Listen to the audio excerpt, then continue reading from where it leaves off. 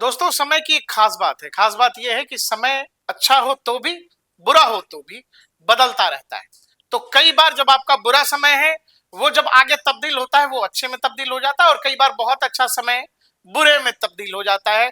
हम बात करने आए हैं आज राजनीति के अयोध्या कांड की, जो ऐसा हम समझते हैं कि मिल्कीपुर के साथ पूरा हो गया है। हम ऐसा क्यों कह रहे हैं, उसके पीछे क्या कारण है?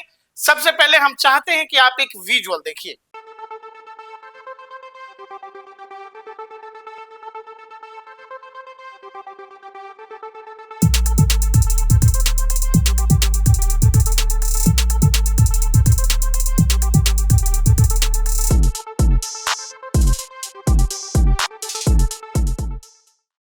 अभी जो आपकी स्क्रीन पर विजुअल दिखा है वो दो डेट्स के हैं। एक 4 जून 2024, दूसरा 8 फरवरी 2025।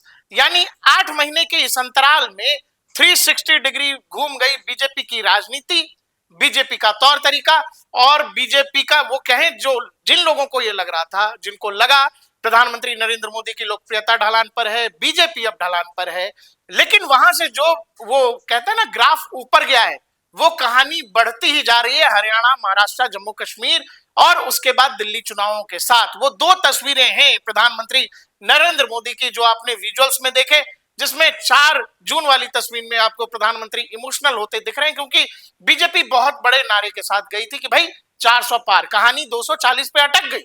और ये बात किसी के हजम नहीं हो रही थी, और खुद प्रधानमंत्री जब बीजेपी कार्यकर्ताओं को बीजेपी दफ्तर दिल्ली में संबोधित कर रहे थे तो वो इमोशनल देखे गए, वो काफी भावुक देखे गए। लेकिन दूसरी तस्वीर है 8 फरवरी 2025 की, जिसमें वो बेहद खुश हैं। उनको पता है कि यहां से बीजेपी की यात्रा और आगे की तरफ बढ़ने वाली है, और ये जो उभार है बीजेपी का, ये जो रथ चला है विजय रथ, वो जब आप गौर करेंगे 2014 के बाद जब बीजेपी ने तमाम राज्यों में सरकार बनानी शुरू की थी, ये कुछ कुछ वैसा है। और कई बार जब आप इसका ध्यान से अध्ययन करेंगे तो ये उस दौर से ज्यादा एग्रेसिव लगेगा। अब आते हैं राजनीति के अयोध्या कांड पर। अयोध्या बीजेपी के लिए वो मसला है, वो मुद्दा है जिसको लेकर एक दौर में अटल आडवाणी की जोड़ी चला करती थी। जब नरेंद्र मोदी आए तो नरेंद्र मोदी के दौर में अयोध्या में राम मंदिर पर फैसला हुआ, अयोध्या में राम मंदिर का निर्माण हो गया। वहां पर जमीन की पूजा से लेकर उद्घाटन तक उसमें प्रधानमंत्री मोदी शामिल रहे। अयोध्या का विकास बहुत जोर शोर से किया गया, अयोध्या का प्रचार पूरी दुनिया में किया गया।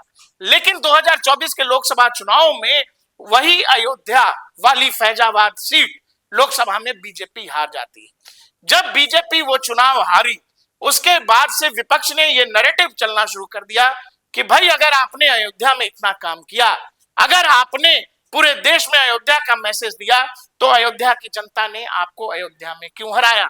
जबकि सच ये था, फैजाबाद की 5 विधानसभा सीटों में से केवल एक ही विधानसभा सीट लोकसभा में बीजेपी जीती थी, वो अयोध्या की सीट थी।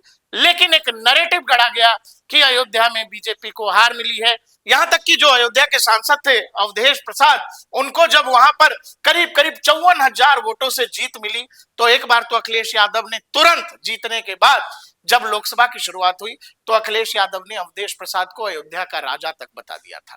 और ये हार के बाद बीजेपी बहुत अनबैलेंस दिखी, बहुत परेशानी में दिखी, क्योंकि बीजेपी को मात वहां दी गई थी जिसको लेकर एक दौर में मैंने जैसा आपसे कहा कि भाई संघ के जमाने से, जनसंघ के जमाने से जो पुराने नेता थे, वहां से कहानी शुरू होते होते जब नरेंद्र मोदी पे आए और आप अयोध्या हार गए, तो ये बहुत बड़ा राजनीतिक सवाल और देश की जनता के बीच भी सवाल कि भाई आपने कौन सा अयोध्या का विकास किया कि आप हार गए।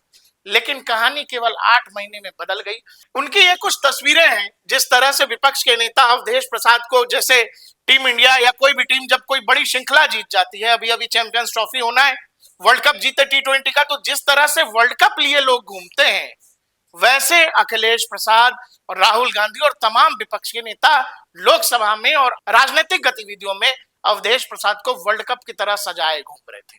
जो लोकसभा का पहला सेशन था, उसमें आपको राहुल गांधी और अखिलेश यादव के साथ अवधेश प्रसाद हर फोटो में बैठे दिखेंगे, हर फोटो में बैठे दिखेंगे। क्यों? क्योंकि ये एक राजनीतिक मैसेज कह लीजिए, और एक तरह से बार बार बीजेपी को चिढ़ाने के लिए, बीजेपी पर एक राजनीतिक तंज या एक राजनीतिक हमला जिसके लिए बोलने की कोई जरूरत नहीं है, जिसके लिए कुछ कहने की कोई जरूरत नहीं है। सांकेतिक रूप पर यह बहुत ज्यादा है कि भाई राहुल गांधी और अखिलेश यादव के साथ कौन बैठे हैं?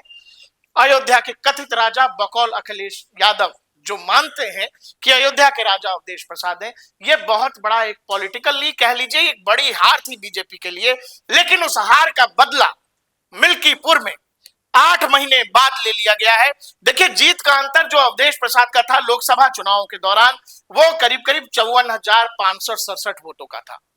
मिल्कीपुर से पहले वो विधायक हुआ करते थे, बाद में समाजवादी पार्टी ने फैजाबाद से टिकट दिया और वो सांसद बनकर लोकसभा पहुंचे। मिल्कीपुर की सीट खाली हो गई। जब मिल्कीपुर में अब हाल में उपचुनाव हुए हैं और 8 फरवरी को जब नतीजे आए, तो उसके नतीजे ये कहते हैं चंद्रभानु पासवान जो भारतीय जनता पार्टी के उम्मीदवार हैं, वो करीब करीब 61,710 वोटों से जीते हैं। विधानसभा का अंतर, जीत का अंतर लोकसभा की जीत से ज्यादा बड़ा है। और जो अजीत प्रसाद थे, अवधेश प्रसाद के बेटे, वो 61,000 वोटों से हारे हैं। मतलब बीजेपी ने, योगी आदित्यनाथ ने महज 8 महीने में राजनीति का जो अयोध्या कांड बीजेपी के साथ घटित हो गया था और विपक्ष बार बार अवधेश प्रसाद को सामने रखकर राजनीतिक वार कर रहा था, संकेतों में वार कर रहा था, उस वार का बदला मिल्कीपुर में सेटल हो गया है। केवल 8 महीने में राजनीति का पूरा चरित्र ही बदल गया है। जब लगा था बीजेपी 240 पर अटकी है, तो अब बीजेपी ढलान की तरफ है। बीजेपी को हराया जा सकता है, नरेंद्र मोदी को कमजोर किया जा सकता है।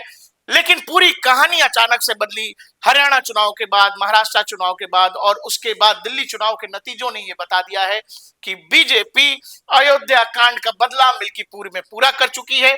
और कहानी 240 वाली जरूर हुई, लेकिन अब यह कहानी 2029 तक बढ़ते बढ़ते कहां जाएगी, कहां रुकेगी, इसका कोई भी मतलब नहीं है, इसका कोई असल अंदाजा कोई लगा नहीं पा रहा है।